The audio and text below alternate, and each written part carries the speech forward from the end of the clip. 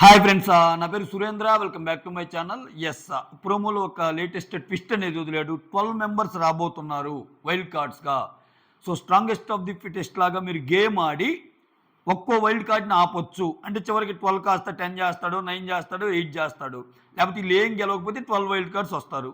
Two వీక్స్లో రాబోతుండే నన్ను official statement ఇచ్చాడు. Twist ఏంటంటే ప్రోమోలో ఉన్నది ట్విస్ట్ కాదు. ట్విస్ట్ ఏంటంటే ఇప్పుడు వచ్చిన అప్డేట్ సోషల్ మీడియాలో ఎవరైతే లీక్స్ ఫాస్ట్గా ఇస్తారో, నేను ఈ లీక్ వచ్చి జగ్గు డార్లింగ్ అనే పేజ్ నుంచి వచ్చిన లీక్ అండి. సో దట్ తను ఫాలో చాలా ఫాస్ట్గా ఇస్తున్నాడు. అసలు 12 మంది వస్తారు ఈ సీజన్లో, ఇంకో 12 మంది వస్తారని చెప్పింది కూడా జగ్గునే అనమాట. అయితే ఆయన కొంచెం నాకు డ్రీమ్ వచ్చింది, డ్రీమ్లో 12 మంది వస్తారని చెప్పారు కానీ అది అప్డేటే, లీక్డ్ అప్డేటే.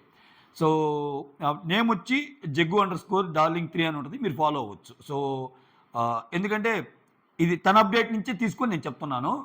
సో ఏం జరగబోతుందంటే బిగ్ బాస్ వచ్చి నిఖిల్ క్లాన్తో ఒక మాట అంటాడు. ఏమని, మీ క్లాన్ నుంచి ఒక వీక్ ప్లేయర్ని ఎలిమినేట్ చేయండి అంటారంట.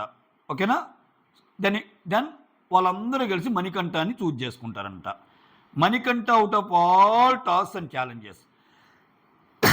ఎంత దారుణం అండి ఇది.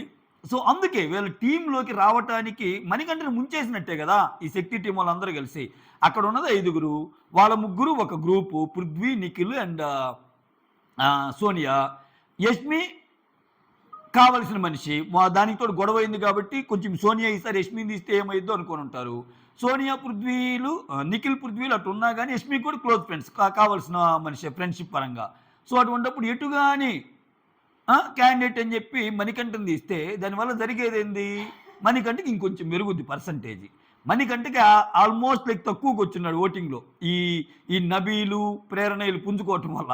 సో ఆబ్వియస్గా మణికంఠకి జమ్మని లేచిద్ది ఓటింగ్. సో తప్పు కదా అది. ఇప్పుడు ఆయన ఆడటానికి ఎంతో చూపిస్తున్నాడు. సో వీక్ ప్లేయర్ అని దేన్ని బట్టి కన్సిడర్ చేస్తారు? ఏ పరంగా మణికంఠ కంటే strong player Sonia. Of course మీ ఇద్దరికి క్లోజు అనే ఒక ఈక్వేషన్ పక్కన పెడితే పృథ్వీ ఓకే స్ట్రాంగ్ ప్లేయరే ఫిజికల్ టాస్క్ పరంగా ఒప్పుకుంటాం.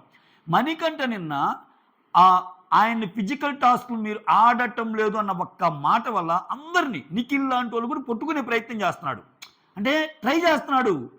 సరే ఏదైతే ఏమి ఒక్కలు ఇరిగితే ఇరిగిని ఏదైతే అని బట్టి ట్రై చేస్తున్నాడు. అంటే అతని ప్రయత్నం లోపం ఏం లేదుగా. సో కన్వర్జేషన్స్ కూడా చాలా నీట్గానే ఉన్నాయి. కానీ నిన్న నబీల్ గురించి సోనియా ముందు పొగిడాడుగా. లేదు అతని గేమ్ నాకు చాలా బాగా నచ్చింది అని వీళ్ళు అపోజ్ చేస్తున్నా. సో ఇవన్నీ చూస్తారు కదా జనాలు. మణికంఠ వీకెండ్ తీసేస్తే మణికంఠ నేను ఏ గేమ్ అని నన్ను ప్రూవ్ చేసుకోవాలన్నట్టు ఆడుతున్నాడు. మీలాగా వాళ్ళలాగనో అటుపక్క ఎస్విఎన్ క్లాన్ అని ఒకటి, ఇటుపక్క మీ క్లాన్ అని ఒకటి, అట్లా లేడు కదా మణికంఠ. చాలా న్యూట్రల్గా వెళ్తున్నాడు కదా. అఫ్కోర్స్ ఆయన చేసే చేష్టాలు కొన్నిసార్లు ఇబ్బందిగా అనిపించినా, ఏంది ఇలా మారుతున్నాడు అనిపించినా, ఆన్ ద హోల్ చాలా మంది కంటే బెటరే మణికంఠ అని రోజు కనిపిస్తున్నాడు. అది ఎవరి వల్ల అంటే అది మీ వల్లే, మీరు చేసే చేష్టాల వల్లే. సో ఇది గన జరిగితే మణికంఠ గన ఇలా కానీ అయితే అన్ని టాస్క్ల నుంచి ఛాలెంజెస్ నుంచి ఆయన తీసేస్తే ఇందుకు కదా మణికంఠ ఆ టీంలోకి వెళ్తానంది, ఇందుకు కదా మిగిలిన వాళ్ళు కూడా ఆ టీంలోకి వెళ్ళింది. మీరు ఇటువంటి అరాచకమైన రాజకీయాలు చేస్తారని కదా ఆ టీంలోకి వెళ్ళింది అనేది ఒక ఈక్వేషన్ వస్తుంది. ఖచ్చితంగా అది సింపతి ఎపిసోడ్ అయిపోద్ది, బద్దలైపోతాయి. మణికంఠకి ఓట్లు కూడా బద్దలైపోద్ది. వేటు గో మణికంఠ, వాళ్ళు ఎంత తొక్కితే నువ్వు అంత లేస్తావు, జనాలు కూడా నీ పక్కన ఉంటారు.